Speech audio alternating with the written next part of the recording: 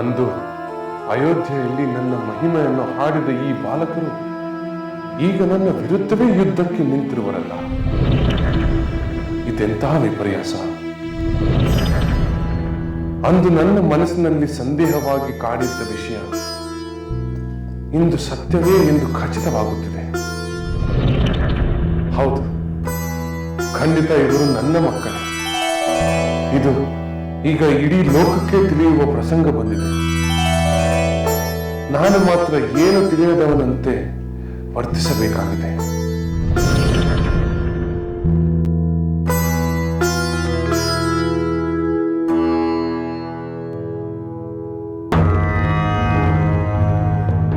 ಮಕ್ಕಳೇ, ನೀವು ಯಾರು? ನಿಮ್ಮ ತಂದೆ ತಾಯಿಗಳಾರು? ನಿಮಗೆ ಧನುರ್ವೇದವನ್ನು ಕಲಿಸಿದವರು ಯಾರು?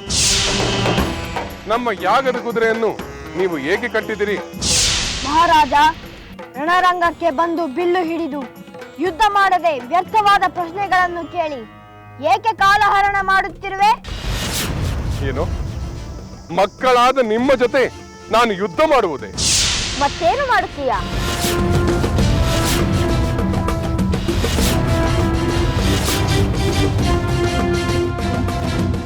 ನಿಮ್ಮ ವೃತ್ತಾಂತವನ್ನು ತಿಳಿದ ನಂತರ ನಾನು ಏನು ಮಾಡಬೇಕೆಂದು ಯೋಚಿಸುತ್ತೇನೆ.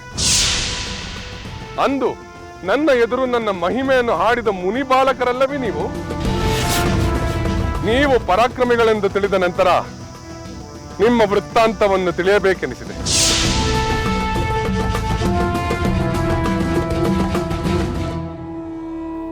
ಮಹಾಪತಿವ್ರತೆಯಾದ ನಮ್ಮ ತಾಯಿ ವಾಲ್ಮೀಕಿ ಮಹರ್ಷಿಗಳ ಆಶ್ರಮದಲ್ಲಿ ನಮಗೆ ಜನ್ಮ ನೀಡಿದಳು. ನಾವಿಬ್ಬರು ಅವಳಿ ಮಕ್ಕಳು.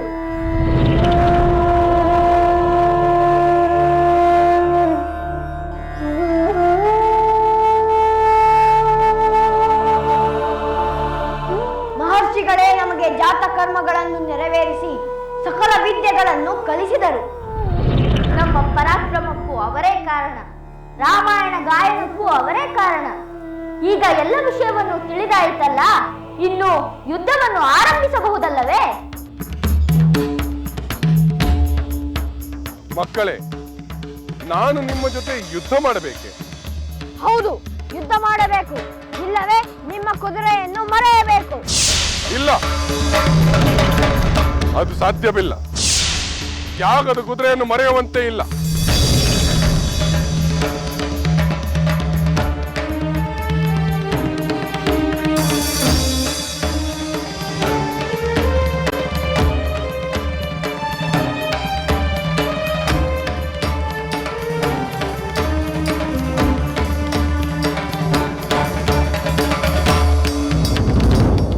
ರಾಮಚಂದ್ರ,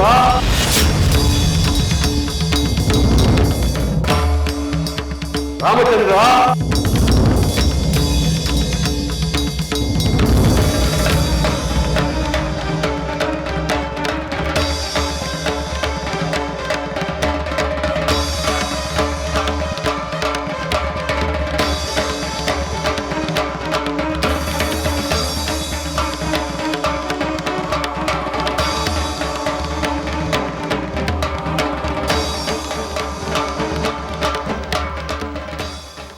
ಬೇಡ ರಾಮಚಂದ್ರ, ನಿನ್ನ ಮಕ್ಕಳ ಮೇಲೆ ನೀನೇ ಬಾಣ ಪ್ರಯೋಗ ಮಾಡುವಿಯ?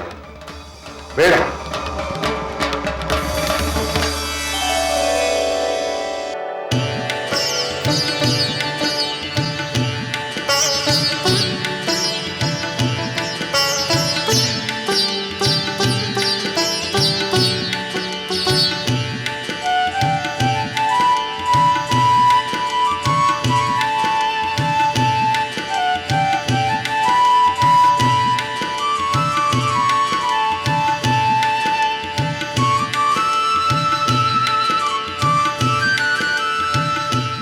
ತಂದೆ ಮಕ್ಕಳ ನಡುವೆ ಯುದ್ಧ ಸರ್ವತಾ ಸಲ್ಲದು. ಬೇಡ.